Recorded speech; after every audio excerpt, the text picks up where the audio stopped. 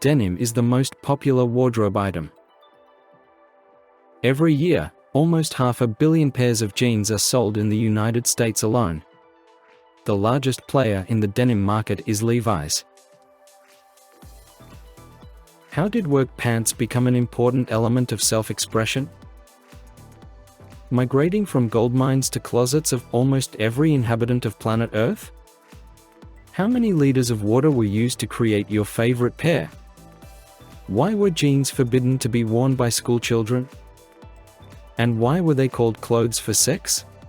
Jeans have become a kind of metaphor for all of America, especially Levi's. Even though Levi's is not Dior or Chanel, their influence on fashion history is probably just as significant. The US in the 1850s. Hundreds of thousands of workers on freight cars and sailing ships arrive in California in search of gold and a better life. During the height of the gold rush, the son of a German street vendor, Lev Strauss, emigrates to the United States. He came to America with his mother and sisters. He decided to settle on the West Coast and expand the family business. Or rather, a small clothing wholesale business. Upon arriving in the US, Lev immediately changes his name to Levi Strauss in order to conceal his Jewish heritage. He founded the company Levi Strauss & Co. And he starts sewing pants from durable fabric, dyed in a blue color. There were many competitors. At the height of the gold rush, the prices of clothes and household items were sky high. Durable, dust-proof clothing, ideal for gold hunting, was in high demand. Strauss quickly mastered the new niche but couldn't outdo his competitors. Everything changed after meeting a local tailor, Jacob Davis. Davis was looking for an opportunity to make the pants stronger. He glanced at the horse saddle sold in his store. Where the pressure was highest, it was reinforced with metal rivets, so he decided to attach similar rivets to the pants and see if they'd hold. It turned out that they held up just fine. Davis' unique idea was to place metal rivets primarily on the pockets, as this part of the pants was especially vulnerable due to frequent hand contact. Davis himself was prevented from patenting the idea by poverty. Davis thought it was a great development, but he didn't have the $68 needed to file a patent, so he told Strauss, "If you invest, you'll be my partner and get half of the profits." Strauss liked the idea. On May 20, 1873, he, along with Davis, patented the first ever work overalls for farmers and miners. In the first year of existence, 21 pairs of these jeans were sold. Actually, they get the name jeans much later, and more on that later. For decades after their creation, Levi's were positioned solely as workwear, but their audience shifted in the 1920s thanks to Hollywood westerns. Cowboys dressed up in jeans, forgetting about traditional woolen trousers for riding. I dream of being a cowboy, and Levi's were a part of that image. In movies about cowboys, they all wore jeans. From the very beginning of its creation, the brand has been constantly overgrown with legends about the strength of its products. According to one story, Levi's were even used to tie train carriages together. In 1938, we received a letter from a fan of the company who lived near San Francisco. He wrote he always keeps a pair of Levi's in the trunk of his car, in case the car breaks down and he needs to change into work pants. One day he saw his friend on the side of the road. His car broke down and he had to drag it home. In his trunk were only a few short ropes and a pair of Levi's, so he tied the jeans to the ropes and used them to tow the car. All these stories fit well into the concept of the company, which from all sides declares the reliability and durability of Levi's. They were used when creating the first logo. You'll probably recognize this logo with two horses, which we use for the Levi's 501 model. It symbolizes the strength of the pants. They are so strong that they will not tear even under the force of two horses that will pull them in opposite directions. A leather label with a similar image was first flashed on jeans back in 1886. Levi Strauss understood how important it was to stand out because of this sticker, which in itself was already a statement that it was the best pair of jeans you would find. It was this logo that helped the company remain recognizable even among a non-English speaking audience. At that time, English was not native to all inhabitants of the American West. Even before Levi's got its name, it was known as the brand with two horses. This had two purposes. First, to show the strength and quality of the product. Second, to get a very recognizable brand element. People in the late 1800s and early 1900s would walk into a store and say, "I need pants that have two horses on them." From clothing for the poor to a popular symbol of freedom, jeans were transformed by Hollywood. Indeed, it was this that helped Levi's expand beyond the West Coast. By the late 30s, a young John Wayne in Levi's replaced cowboys in school suits with bow ties. And because of Marlon Brando's image in The Wild One, jeans were banned in many American schools. They claimed they had a negative influence on the youth. At the same time, Levi's released first jeans for women, with a more sophisticated silhouette and a wider belt. The image of jeans as a symbol of protests and rebellious lifestyles greatly unsettled the moralists. Mormon leader Brigham Young publicly referred to them as sex pants. The color of the Levi's. It is so brutal that it was deliberately muffled in many films of the time. Jeans were dyed blue mostly because indigo dye was very cheap and abundantly available in the United States. In addition, the color was dark enough so that no spots were visible on it. The limited dye and denim weave prevented the color from soaking through to the inside of the pants. This minimized the risk of staining legs with dye, a crucial feature for clothes worn daily while sweating.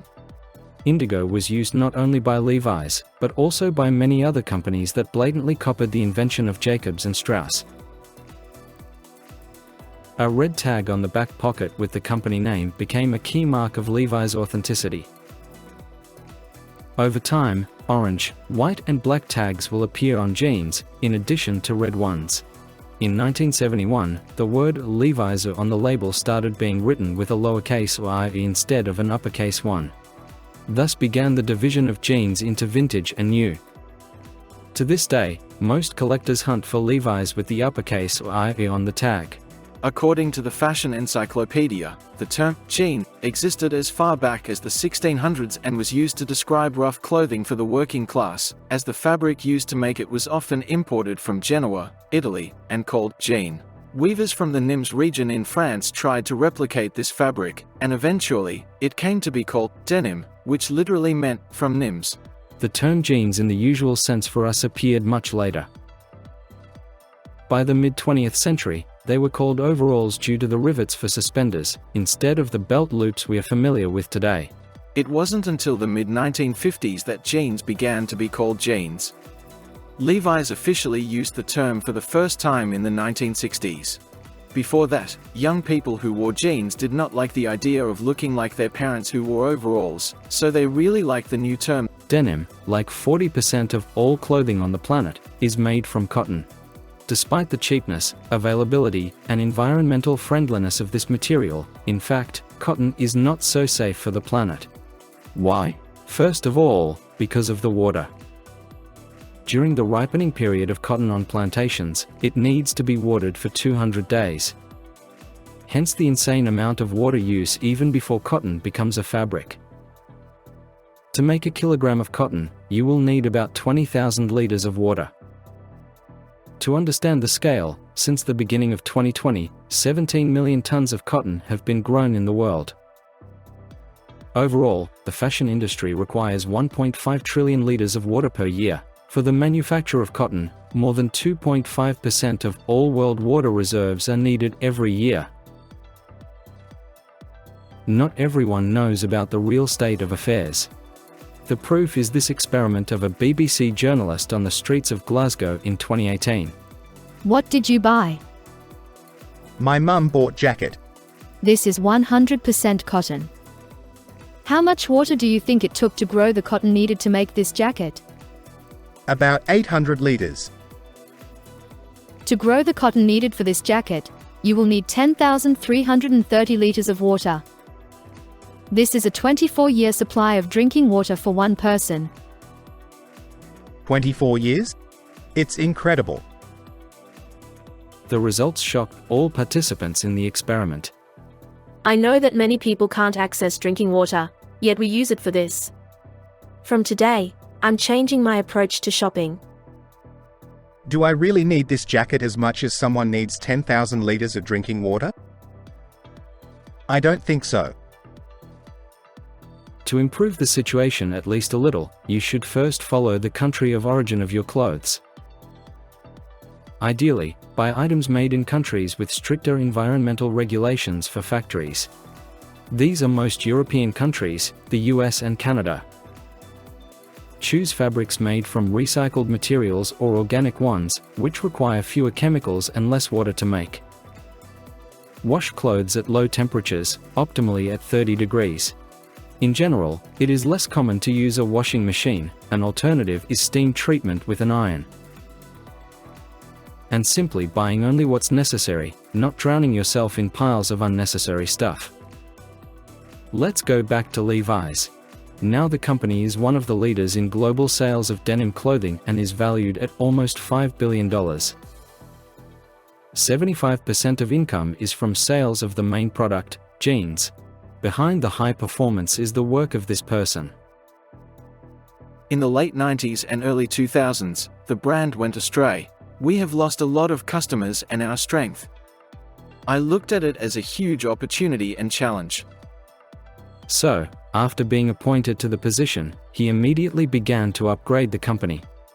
He expanded the product range, focusing more on women's clothing, modernized production, and prioritized online retail. As a result, during the IPO, Levi's was valued at $6.5 billion, and after its holding, the company's shares rose in price by a third. Now the company has more than 15,000 employees and about 500 stores in more than 100 countries. Levi's also owns the clothing brands Denim and Dockers. Levi's 501 is the company's most famous model, the style of which has not changed for more than 100 years. In 1999, Time magazine named these jeans the fashion thing of the century. Levi's 501, as simple as a glass of water. Why exactly that name is unknown, but 501, without exaggeration, has maintained the status of the most popular jeans around the world for more than 150 years. There are two reasons why I find the 501 pair so notable. The first is that this is the most tested piece of clothing by customers. They were tested by a large number of people in a variety of situations, in many countries. They have been worn by different generations more often than any other garment. Customers have been wearing this pair for over 140 years. The second, more important reason is social significance. There are many pairs of jeans, but in no other jeans, for example, did Steve Jobs present the iPod. The oldest Levi's 501s are still stored in the company's archives. These jeans have been preserved since the 19th century. A woman found them a few years ago. Her name was Barbara and she grew up in the 1940s in Southern California. One day, she went on a hike with her friends, a group of adventurous teens exploring the world. They ended up near a mine, and upon entering, found a hole where they discovered the jeans. Barbara said she chose the best couple. In that room, there was a whole pile of Levi's. For some, the search for old Levi's has become a lifelong affair. Mike and I explore old abandoned mines in the West and look for old jeans from the 1800s. For me, it's like archaeology. They flaunt incredible discoveries. Miners redesigned their jeans after they became unwearable. We found pairs of jeans wrapped around steam pipes. We suspect that jeans once covered the dynamite holes. The key to Levi's uniqueness and appeal is their deep connection to history and culture. In 1980, the company for $350,000 got the opportunity to advertise its products as the official uniform of the American team at the Olympic Games in Moscow. The $1,200 outfit consisted of a pair of jeans, a checkered shirt, sweater, jacket, cowboy boots, and a hat. It was also planned to distribute 17,000 jeans and t-shirts to the employees of the Olympics. Later, the New York Times would report that Soviet youth were willing to buy American merchandise for high sums on the black market. The idea never came to be, blocked by the Olympic boycott. 64 countries refused to take part in it because of the Soviet troops in Afghanistan. Nonetheless, a successful marketing strategy eventually allowed Levi's to represent American culture worldwide. Levi's has always held an important place in pop culture. And that doesn't seem to change. That is the secret of Levi's. It's about the connection between people and culture. So, of course, we want to keep interacting in this way. In 1985, the commercial titled Laundry with Nick Carmen shocked Americans. According to the plot, the actor takes off all his clothes along with his Levi's. He throws it into the washing machine. The controversial ad increased demand for Levi's by 800%. The company had to sort through the video from the air. They couldn't keep up with the massive volume of orders. Higher demand means more plagiarism. Do you know how to tell a Levi's from a fake? First, look at the rivets. In original Levi's, the rivets are copper, no silver or metal. The company name is stamped on all the hardware. The numbers on the rivets and etiquette must match. The red tag on the right back pocket is a must, as well as the signature arch on the pockets. The patch on the back is rectangular. Figured patches likely indicate a fake. Also, if the jeans have signs of post-processing, like distressing, the patch should show signs of the same treatment. According to Levi's technology, post-processing is applied to the fully finished product. Levi's offers 6 jeans fit options for men and 1 more for women. As for prices, in the US, a pair of classic Levi's 501s costs an average of $65, if not vintage or rare.